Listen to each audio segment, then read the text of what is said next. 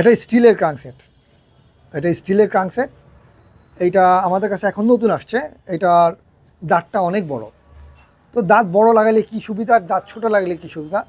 দাঁত যদি বড় লাগান সেক্ষেত্রে হচ্ছিল স্পিডটা বাড়বে, পা আপনার যখন প্রেশার ক্রিয়েট করবেন পা লেগস দিয়ে, তখন প্রেশার একটু বেশি লাগবে কিন্তু স্পিড বাড়বে।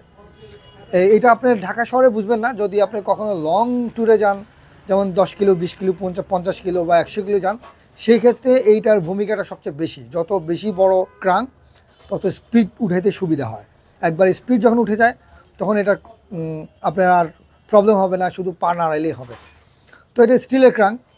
এইটার 48 টিথ উপরেটা দেওয়া, নিচেরটা হচ্ছিল 36, এরপরে 32 বা 38 32। যাই হোক, এটা স্টিলের ক্রাঙ্ক। স্টিলের ক্রাঙ্ক অনেকজনের বাজেট কম থাকে, একদম লোয়ারলি বাজেট থাকে।